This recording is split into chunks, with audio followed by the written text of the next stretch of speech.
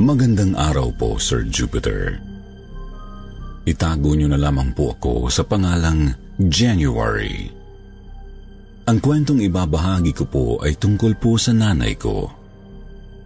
Taga-Antique po kami. Tubong Antique po ang tatay ko, samantalang ang nanay ko po ay taga-Tarlac.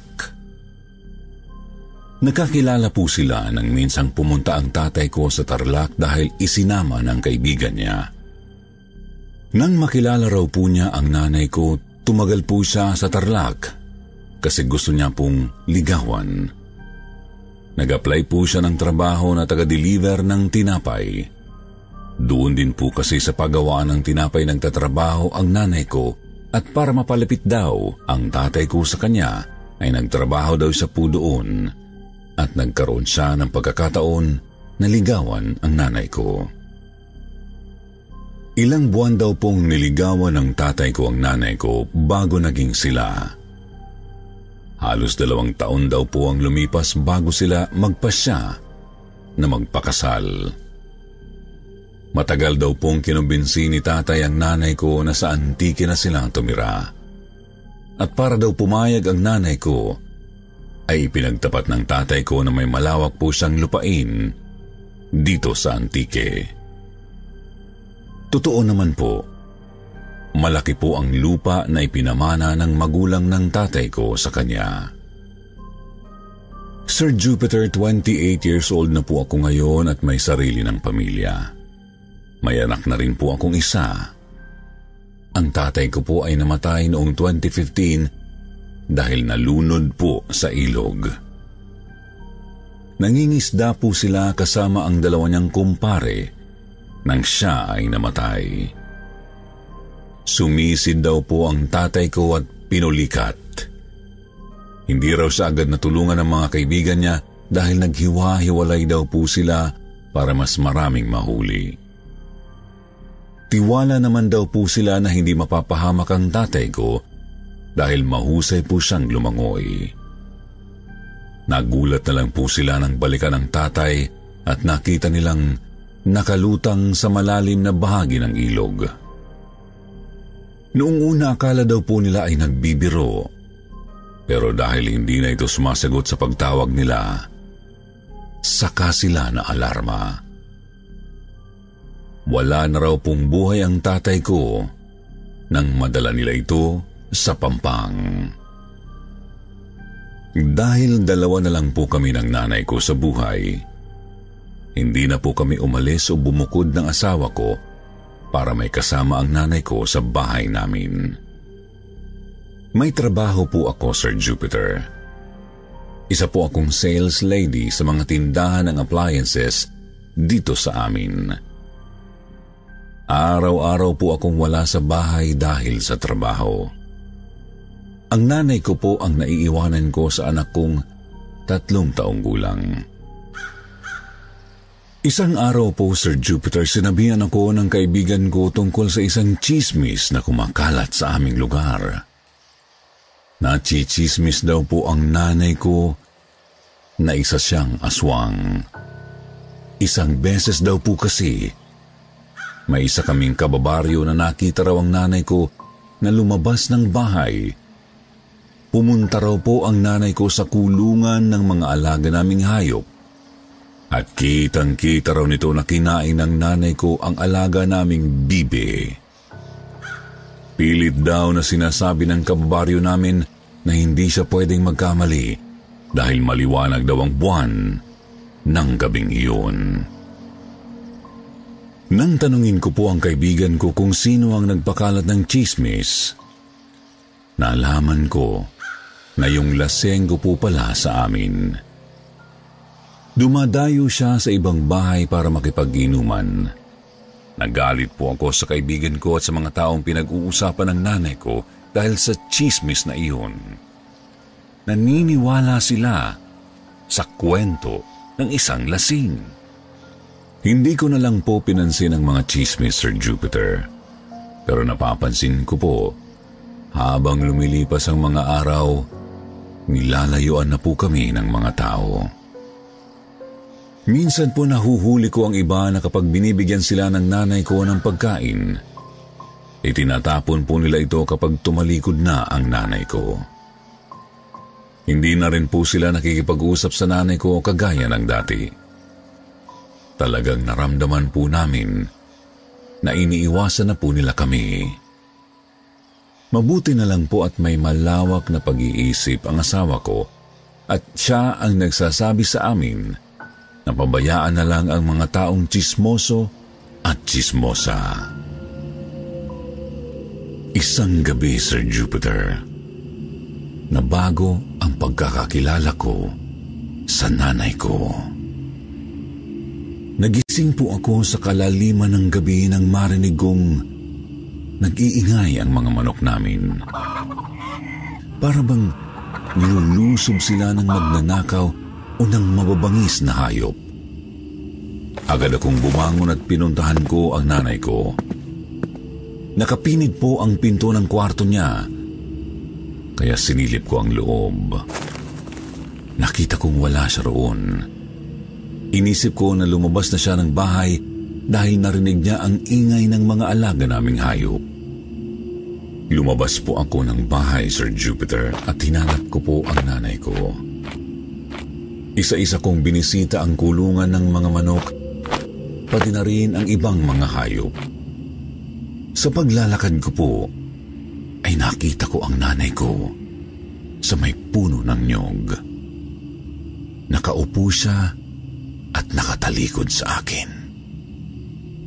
Dahan-dahan akong lumapit sa kanya at mahinahon pa siyang tinawag. Parang nabigla po siya, Sir Jupiter, dahil bigla siyang huminto sa ginagawa. Dahan-dahan niya po akong nilingon. Napaatras ako nang humarap siya sa akin. Gulong-gulo ang buhok niya na parang hindi nagsusuklay. Malalim ang kanyang tingin kahit hindi naman nagagalit. Nagulat din ako nang makita kong tumutulo ang dugo sa kanyang bibig. Nang tingnan ko ang kamay niya, hawak niya ang isa naming manok at duguan na ito. Mabilis po akong tumakbo papasok ng bahay pero nagulat ako nang bigla na lang siyang nasa harapan ko na. Hindi ko po alam ang gagawin ko ng gabing yun, Sir Jupiter. Nanay ko po siya pero nakaramdam ako ng takot. Naitulak ko po siya at tumakbo ako papasok ng bahay. Nagkulong po ako sa kwarto namin at pigil ang pag-iyak ko dahil ayaw kong magising ang asawa ko. Hindi ako makapaniwala, Sir Jupiter, na ako mismo ang makakatuklas na totoo ang tsismis tungkol sa nanay ko. Kinaumagahan po, Sir Jupiter, wala akong gana na pumasok sa trabaho. Inasikaso ko lang ang asawa ko dahil papasok na siya sa trabaho. Nang makaalis na po ang asawa ko, nagpulong lang po ako sa kwarto namin at pinagmasdan ko ang anak ko. Nakaramdam po ako ng takot para sa anak ko. Inisip ko na ngayong aswang nga ang nanay ko. Paano na kami? Umiyak po ako ng umiyak hanggang sa marinig kong kumakatok ang nanay ko sa pinto ng kwarto namin at tinatawag ako. Gusto niya raw po akong makausap. Ayaw ko sana siyang kausapin pero nanaig sa akin na malaman ang katotohanan. Lumabas po ako ng kwarto at nag-usap po kami.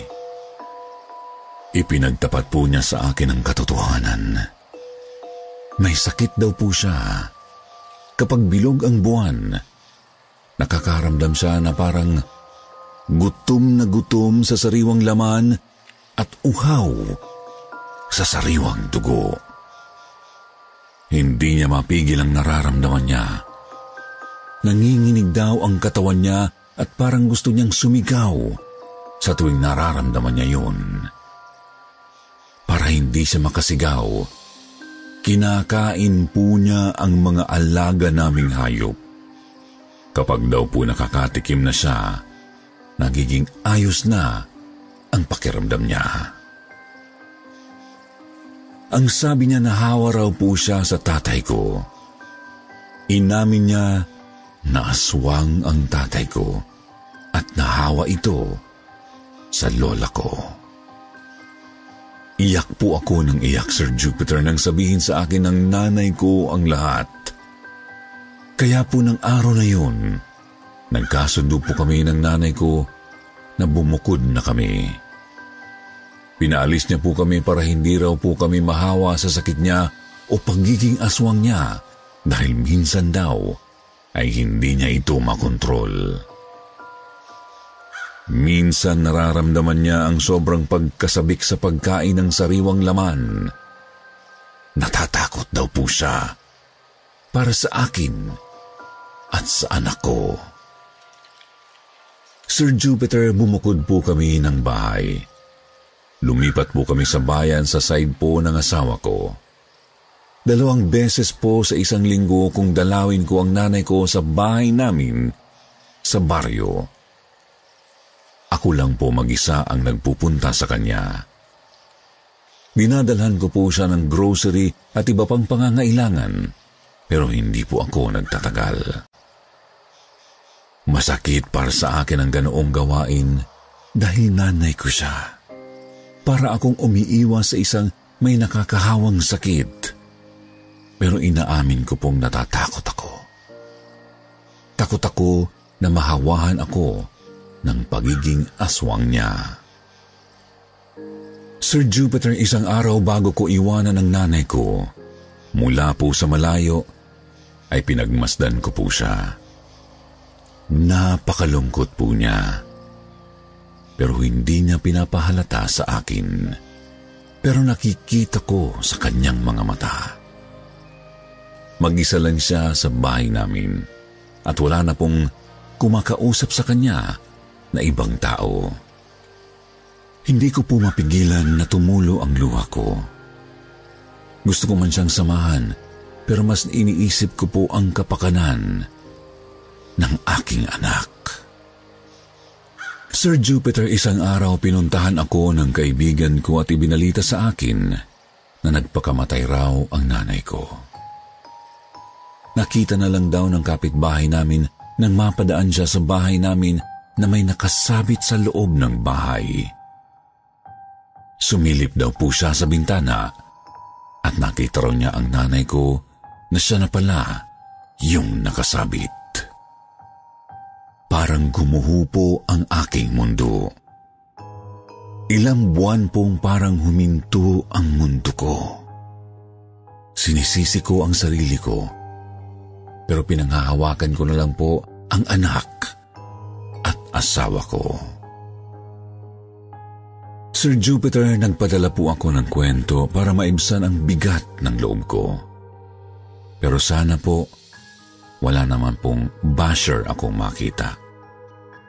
Hindi niyo po alam kung ano ang pinagdaanan ko. Hanggang ngayon po, dala-dala ko pa rin ang bigat sa dibdib ko.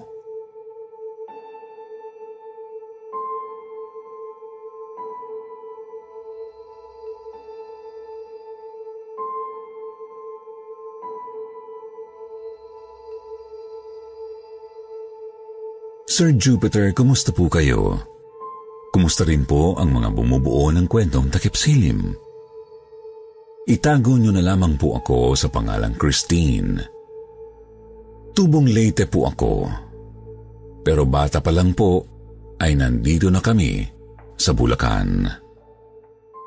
Ang ibabahagi kong karanasan ay tungkol sa kung paano po kami umalis sa Leyte noon.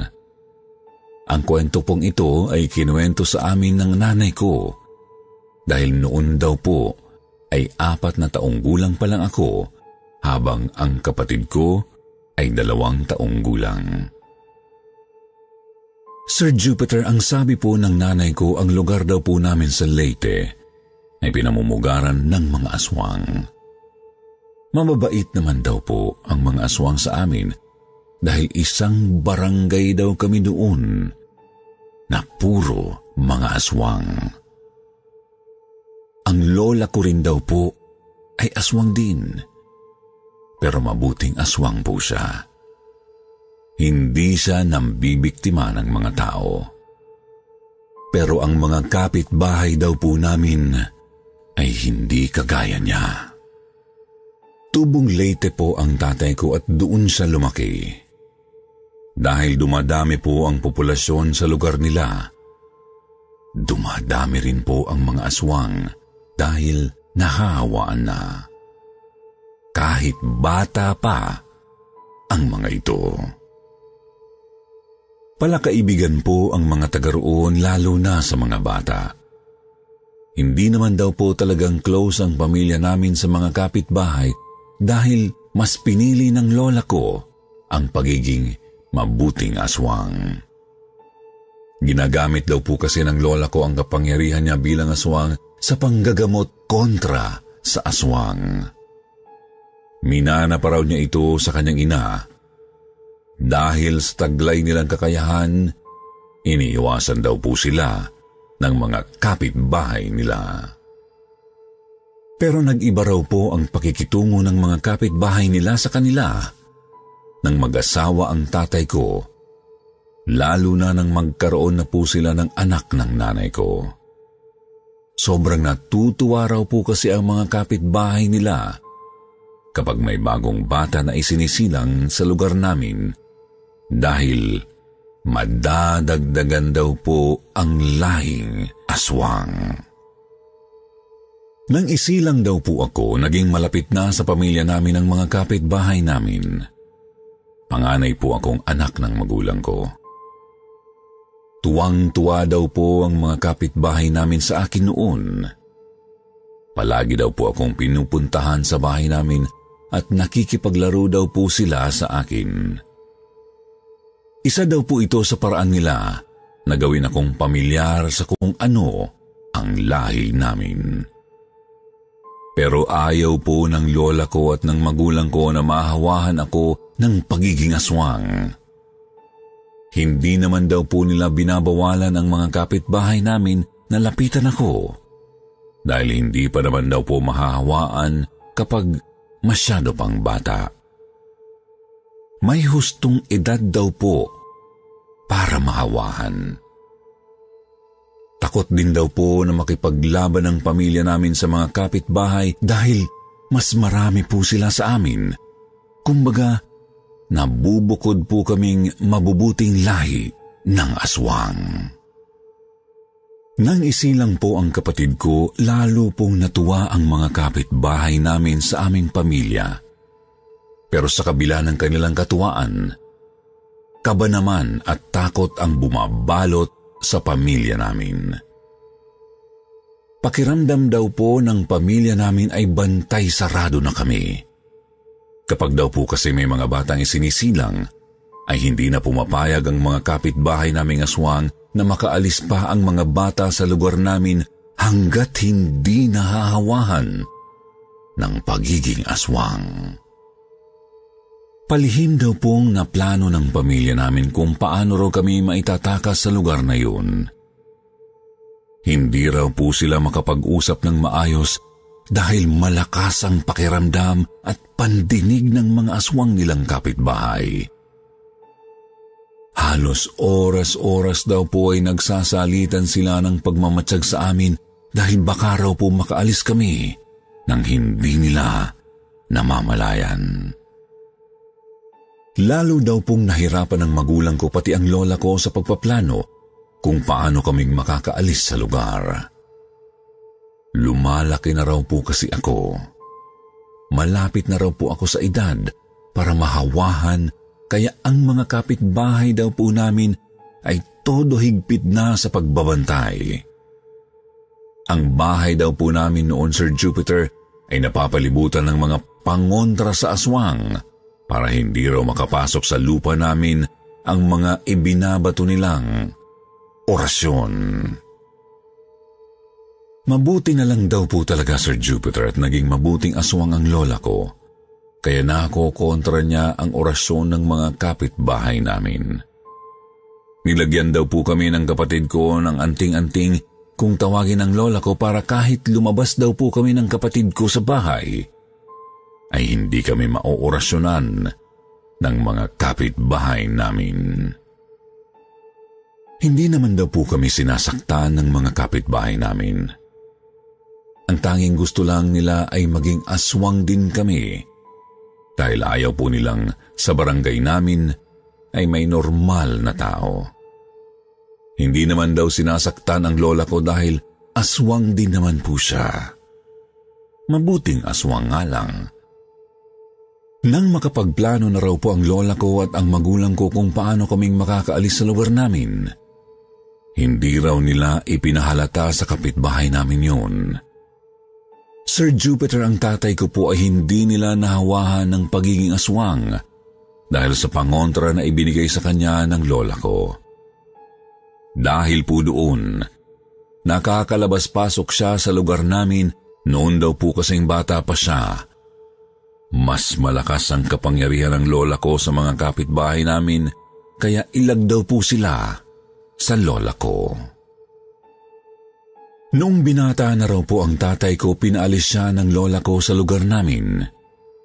Pinalabas lang po nila na aalis si tatay para magtrabaho sa ibang lugar. Pauwi-uwi lang po si tatay sa lugar ng lola ko para dalawin ang magulang niya. Pero nang mag-asawa na po ang tatay ko, umuwi po siya kasama ang nanay ko dahil gusto niya sana na doon na kami manirahan.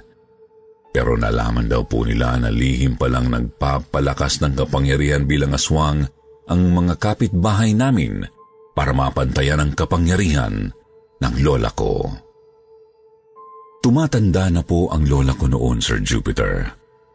Akala niya ay nagiging normal na ang pamumuhay sa lugar namin. Pero nalaman niyang hindi pala. Ramdam daw po ng lola ko sa kilos ng mga kapitbahay namin na hindi sila papayag na maulit ang nangyari sa tatay ko, na malayang nakakaalis at nakakabalik sa bayan namin nang isilang ako. Dahil po sa ganoong sitwasyon, nagkaroon daw po ng inggit ang mga kapitbahay namin sa tatay ko. Isang gabi raw po, Sir Jupiter, isasagawa na sana ng pamilya ko ang pagtakas sa amin sa lugar na yun. Pero natunugan daw po ng mga kapitbahay namin. Naramdaman daw po ng lola ko na may kakaibang nagaganap sa paligid. Wala raw pong nagbabantay. Parang halos lahat daw po ng mga kapitbahay namin ay magaang magsitulog. Kinabahan daw po ang lola ko dahil sa nangyayari. Kadalasan daw po kasi aktibo ang mga aswang kapag gabi. Pero nang gabing yun, tahimik silang lahat. Palihim daw pong umalis ang lola ko at pinuntahan ang bahay ng mga kapitbahay namin para makiramdam. Ikinagulat daw po niya na kaya pala tahimik ang lahat dahil gumagawa na sila ng orasyon para hawahan daw po kami at sabay-sabay daw po nilang ginagawa iyon. Halos mamutla na sa takot ang lola ko nang umuwi ng bahay dahil daw sa galit niya. Kinuha niya ang malaki at matalim na itak sa kusina. Lumabas daw siya ng bahay namin at naglakad paikot habang iwinawasiwas ang dala niyang itak. Panay daw po ang sigaw ng lola ko ng, "Mga walang hiya kayo! Hindi aalis ang mga apo ko sa lugar na ito. Pero ano ang ginagawa ninyo? Balak ninyong hawahan sila. Sige, humanda kayo at matitikman ninyo ang galit ko!" Kahit daw po natatakot na ang lola ko, ay nagkukunwari siyang matapang at makapangyarihan para takutin ang mga kapitbahay namin. Sinabi pa ng lola ko na kapag itiluloy daw po nila ang ginagawang orasyon, ay bibigyan daw po niya ng sumpa ang lahat ng batang kabilang sa kanilang angkan, kasama daw po ang mga isisilang pa. Dahil daw sa salitang iyon ng lola ko, parang natakot daw po ang mga kapitbahay nilang aswang. Maya-maya daw po ay isa-isa na silang naglalabasan na para bang walang nangyari at bumalik sa dati nilang ginagawa kapag gabi. Nagpalipas daw po ng ilang araw sina tatay at pagkatapos ay nagplano uli kung paano kami itatakas sa lugar na iyon. Naisipan po ng lola ko na palihim na hakuti ng mga gamit namin. Kada araw daw po ay pinapakisuyo ng lola ko sa mga kapatid niyang umaalis. Araw-araw po pa isa-isa nilang hinahakot ang mga gamit namin at iniipon sa bahay ng kaibigan ng lola ko sa may terminal. Nang maubos na raw po ang lahat ng gamit namin, nag-usap daw po ng normal na usap ang tatay ko at lola ko pero malakas daw po ang boses nila. Sinadya daw po nilang lakasan para marinig sa kapitbahay namin ang gagawin nila. Inutusan daw po ng lola ko ang tatay at nanay ko na kunwari pumunta ng palengke. Sinabi pa niya na isama daw po kaming magkapatid para mabilhan ng bagong damit. Pero ang plano po na yun ay ang plano na ng pagtakas. Dahil inakala daw po ng mga kapitbahay na sa palengke lang kami pupunta, ay hinayaan daw po kaming makaalis. Dumiretso na raw po ang pamilya namin sa terminal at kinuha ang mga gamit doon. Mabilis daw po kaming sumakay ng bus at walang lingon na iniwan ang bayan namin. Sir Jupiter, sa awa po ng Diyos, napadpad po kami dito sa Bulacan. Dito na po kami lumaki. 3 na po kaming magkakapatid ngayon. At mula po noong umalis kami sa bayan ng tatay ko, hindi pa po kami napupunta uli doon dahil sa takot ng nanay ko sa naging karanasan namin doon. Tanging ang tatay ko lang po ang napunta doon sa probinsya para dalawin ang magulang niya. Ayon po sa tatay ko, marami pa rin daw ang aswang doon sa lugar nila. Mayroon na rin daw pong mangkukulam at mambabarang, pero mayroon na rin daw pong normal na tao roon dahil nakakapag-asawa na raw po ang iba ng normal na tao. At hindi na raw po nanghahawa ang mga aswang sa kanila. Pero kami, ayaw na po naming pumunta doon. 30 years old na po ako ngayon, Sir Jupiter. May isa na po akong anak na 9 years old. Mas lalong ayaw kong dalhin ang anak ko sa lugar na iyon. Hanggang dito na lang po ang aking kwento at salamat sa pag-narrate ninyo sa aking kwento. God bless po sa Team Kwentong Takip Silim.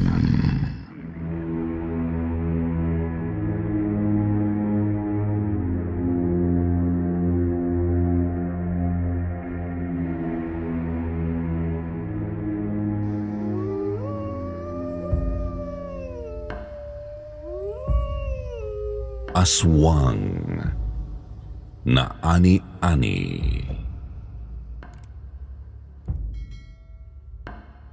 Kumusta po, Sir Jupiter? Itago niyo na lang po ako sa pangalang Alden. Kailan lang po ako naligaw sa inyong channel, pero nang makapakinig ako ng ilan sa inyong mga kwento, bumalik sa aking alaala ang karanasan ko noong bata pa ako. Mga nasa 15 anyos ako noon.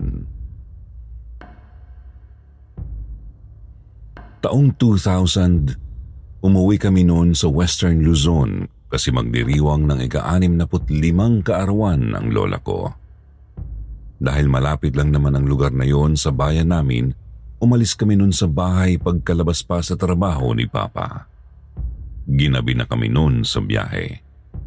Mga 4 na oras lang ang biyahe namin.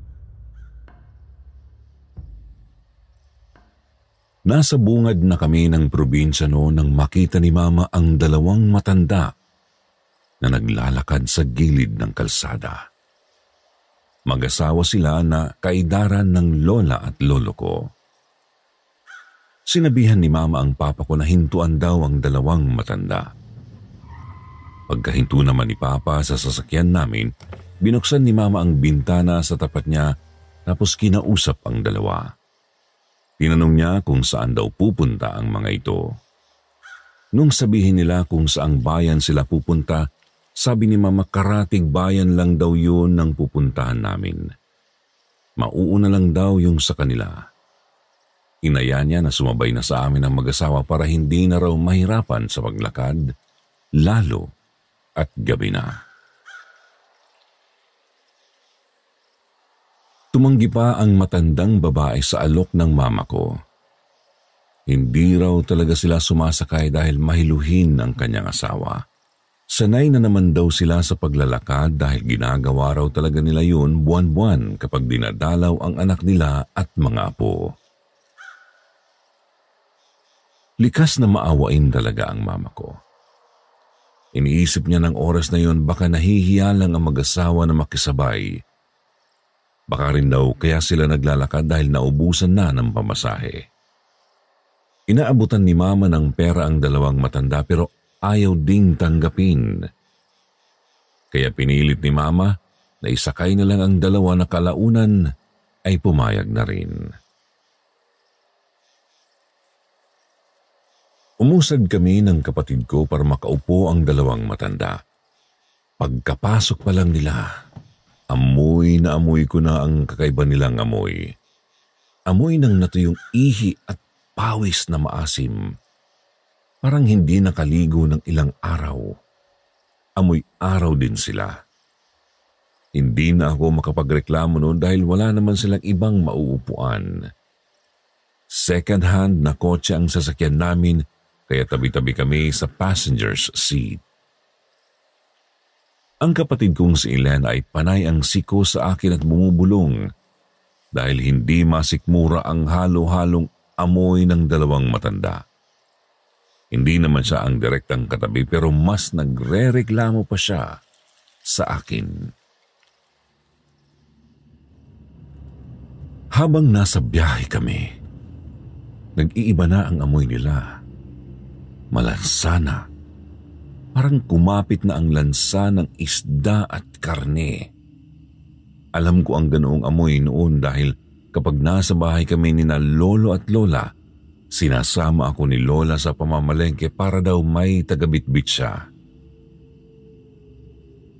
Ayaw ko talaga noon sa palengke dahil malansa ang amoy. Sumandal na lang ako at pumikit para makatulog pero hindi ko naman magawa dahil nanunuot talaga sa ilong ko ang amoy na nila. Naging tahimik ang biyahe namin nang isakay namin sila.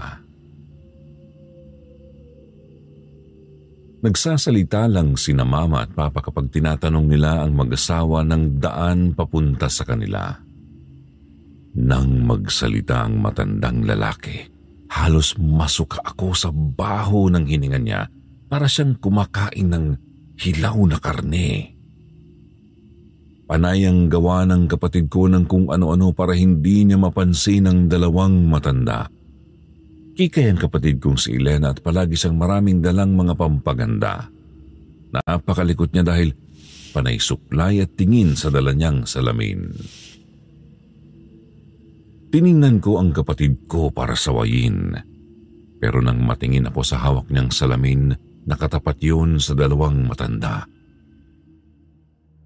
Bigla akong kinabahan nang makita kong kulay pula ang mga mata nila. Parang nagliliyab na baga. Sa takot ko sumiksik na ako sa kapatid ko para dumistansya sa mag-asawa. Iba ang pakiramdam ko noon. Nasa isip ko noon, nasa panganib kami, pero hindi ko alam kung paano sasabihin sa magulang ko. Nakahinga ako ng maluwag nang biglang nagsalita ang matandang babae. Pinahinto niya ang sasakyan dahil nasusuka raw ang asawa niya. Pagkahinto naman ni Papa sa kotse, agad na lumabas ang dalawang matanda at gumilid sa daan. Dinig na dinig ko ang pagsusuka ng matandang lalaki. Napalabas na rin ako ng sasakyan kasi bumabaliktad na talaga ang sikmura ko. Pagkalabas ko, sumuka ako pero wala naman akong nilabas. Naiisip ko lang talaga ang amoy nila. Nakita ko pang nag-spray ng pabango ang kapatid ko sa loob ng sasakyan. Nasa isip ko noon, malayo pa ba ang bahay ng dalawa? Ayoko na talaga silang katabi. Nang tingnan ko ang dalawang mata, nagulat na gulat ako kasi yung paa nila, kitang-kita ko na mabalahibo. Makapal ang balahibo nila sa paa. Mahahaba at maiitim ang buhok. Nakatsinelas lang sila kaya kitang-kita ko na naglalagpasan ng mga balahibo nila sa tsinelas. Dali-dali akong sumakay ng sasakyan at sinabi ko kina Mama na iwanan na lang namin ang dalawang matanda, pero nagalit sila. Ang sama raw ng ugali ko kung iiwanan sa kalsada ang dalawa. Parang liblib na lugar na kasi ang napuntahan namin. Maraming puno at madamo pa ang paligid. Wala ring ilaw sa gilid ng kalsada, kaya madilim na. Takot na takot ako nang bumalik uli sa loob ng sasakyan ng dalawang matanda. Pero hindi ko pinahalatang kinakabahan ako. Pinipigilan ko ang panginig ng kamay ko para hindi ako mahalata. Nang makaupo na sila, tiningnan ko ulit ang paa nila kasi bukas pa ang ilaw sa loob ng sasakyan. Mabalahibo talaga yun. Parang paa ng gorilya. Kinuha ko yung manika ng kapatid ko. Matigas kasi yun dahil plastic. Malaki rin, mga 2 feet ang taas. Nasa isip ko noon kapag sinalakay kami ng matanda, ipanghahampas ko ang manika. Nung edad ko na yun, medyo naniniwala ako sa aswang dahil palagi kaming kinikwentuhan ng lolo ko tungkol sa mga ganoong nilalang. Kaya nasa isip ko talaga noon, aswang ang dalawang matanda. Tahimik ulit kami sa biyahe hanggang sa pinahintunan ng matandang babae ang sasakyan dahil hanggang doon na lang daw sila. Tiningnan namin ang paligid. Magubat ang lugar. Tinanong sila ng papa ko kung saan nakatira kasi wala namang bahay na nasa paligid. Nakakatakot na talaga ang lugar na hinintuan namin. Ang sabi ng dalawang matanda, maglalakad pa raw sila. Doon lang daw sila nagpapaba dahil hindi na makakadaan ang sasakyan namin. Daan na lang daw ng tao ang kalsada papunta sa kanila. Itinuro naman nila ang daan papunta sa kanila. Nakita namin may daan nga papunta doon. Nag-aalala pa sina Mama at Papa noon kasi masyadong madilim ang lugar. Pero naglabas ng flashlight ang mag-asawa. Sanay na raw sila dahil palagi na nila iyong ginagawa. Habang iniilawan ng matandang babae ang daan papunta sa kanila, bigla kaming napasigaw dahil may natutukan siyang umiilaw ang mata. Ang sabi ng matandang lalaki, naroon na daw ang anak nila, sinusundo na sila. Inilawan pa nila yun para makita namin. Ang una kong tiningnan sa anak nila ay yung paa nito. Mabalahibo rin. Balot na balot ng damit ang katawan niya na para bang may itinatago.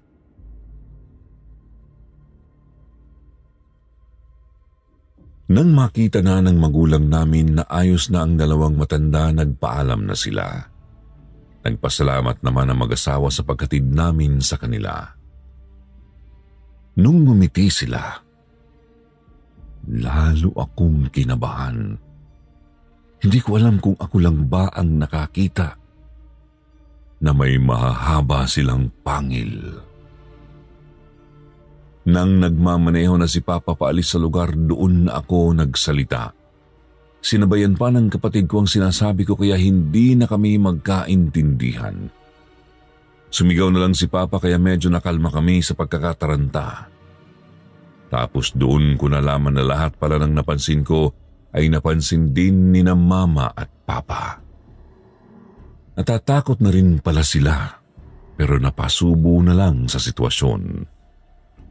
Pero nakahanda naman daw si Papa dahil panay daw ang tingin niya at kapa sa itinatago niyang patalim.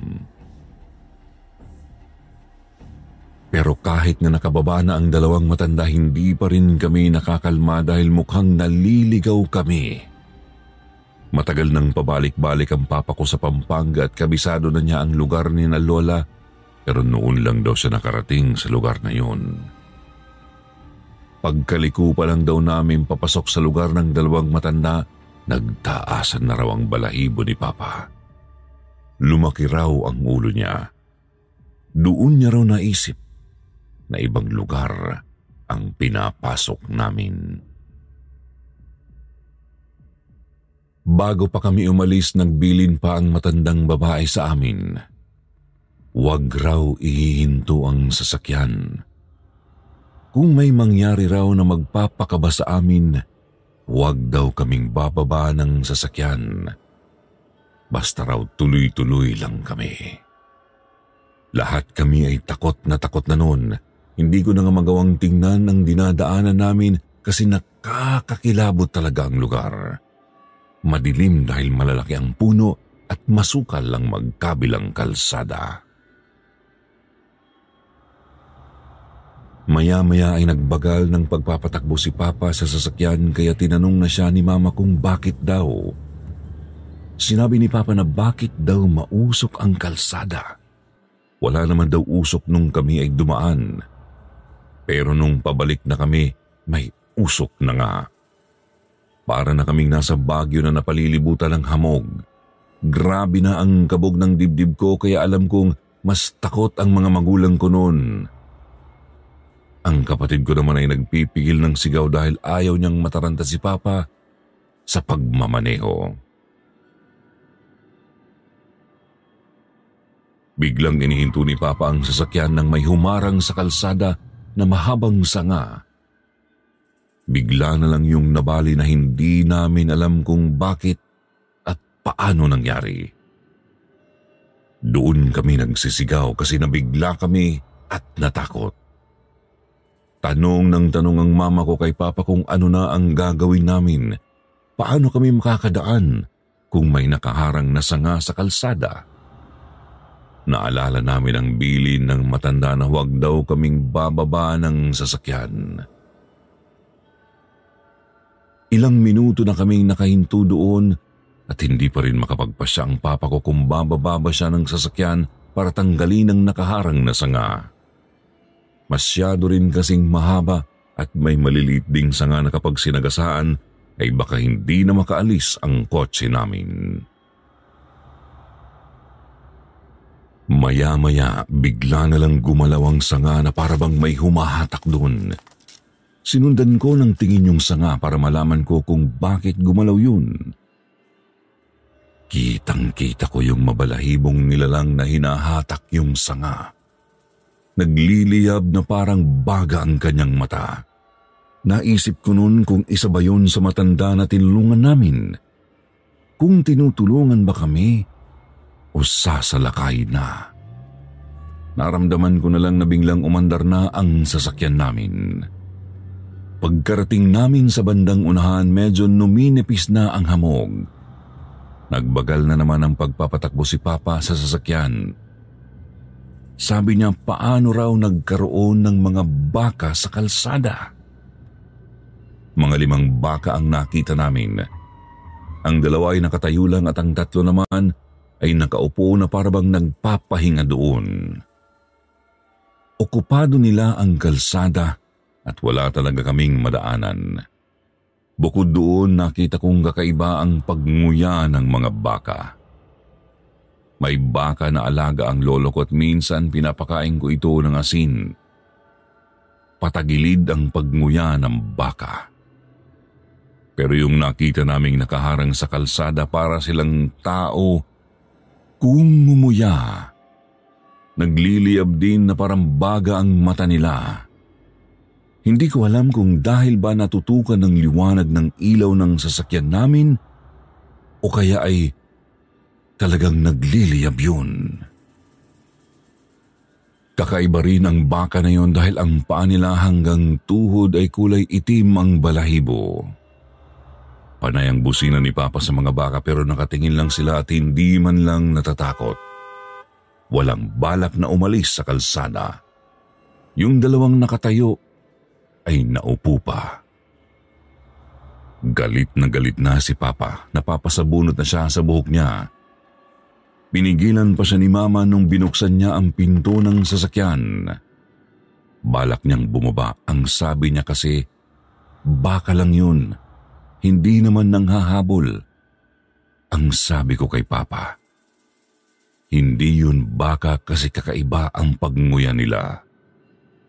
Tiningnan din ni Papa ang mga baka at doon niya nalaman na tama nga ako.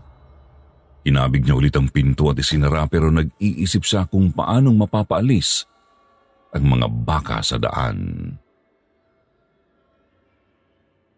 Gulat na gulat kami nang bigla na lang may humatak sa isang baka. Nagulat yung ibang baka at nagtakbuhan palayo. Mabilis na pinaandar ni Papa ang sasakyan. Ako naman tiningnan ko talaga kung anong nangyari doon sa baka na hinatak. Gusto kong malaman kung sino ang gumawa. Kitang-kita ko ang mga mabalahibong nilalang na pinagtutulungan ang baka. Kinakain nila ito. Tapos habang papalayo kami naglabasan pa ang ibang mabalahibong nilalang. Mahahaba ang buhok nila at kuko at hinabol nila ang mga baka. Sigaw ng sigaw ang kapatid ko kasi nakita rin pala niya ang nangyayari. Paliko-liko na ang pagpapatakbo ni Papa sa sasakyan dahil sa takot na rin. May naramdaman pa kaming parang may nasagasaan si Papa. Sabi niya, may nakita nga raw siyang parang pusa. Pero dahil sa takot niya, hindi na niya inisip na iwasan yun. Nagtataka lang kami kung bakit ang lakas ng talon ng sasakyan kung pusa lang yung nasagasaan niya. Mabuti na lang talaga. Hindi sanga-sanga ang kalsada na pinuntahan namin dahil kung hindi, sa malamang, ligaw na ligaw talaga kami. Isa lang ang nilikuan namin noon at nang nakalabas na kami doon para kaming nabunutan ng tinik sa dibdib. Pakiramdam namin ligtas na kami. Kilala na kasi ni Papa kung nasaang lugar na kami. Ilang minuto lang ay nakarating na kami sa bahay ni na Lolo at Lola. Takang-taka sila kung bakit daw inabot kami ng 10:00 ng gabi. Habang kumakain kami ng hapunan, ikinuwento namin kina Lolo ang naranasan namin. Tatawa-tawa lang ang lolo ko. Ang sabi niya, narating daw pala namin ang kuta ng mga aswang. Akala daw niya ay kwento lang yun pero napatunayan daw niyang hindi dahil naranasan namin. Ang tawag daw sa mga aswang na yun ay ani-ani. Talaga raw nang gagambala sila ng mga taong napapadaan sa kanilang teritoryo. Hinaharangan nila ang daan at minsan daw ay inililigaw pa ang mga tao. Mabuti na lang daw may mabait na tinulungan kami. Baka raw nagbayad din ng utang na loob dahil sa ginawa naming paghatid sa mag-asawang matanda. Ang mga ani-ani raw ay magkahalong kapre at kambing ang itsura. Nagpapalit daw ito ng anyo sa ibang hayop kagaya ng baka, kabayo at baboy. Nakwento rin ni Lolo sa amin na may pinsan daw ang kaibigan niya noon na nagpunta daw sa lugar na yun dahil may nakilalang magandang babae. Liligawan daw niya ang babae kaya tinanong kung saan nakatira. Isang beses daw ay inihatid pa niya ito at doon nga siya dinala. Nakasagupa rin daw niya ang mga ani-ani. Tapang-tapangan daw ang pinsan ng kaibigan niya nang pumunta sa lugar na yun, pero nang pabalik na raw siya, hinarang ang daraanan niya ng mga baboy. Kulay itim daw na may mahahabang pangil. Nakabike lang siya noon at hindi alam kung paanong lalagpasan ng mga baboy kasi nanunuwag daw.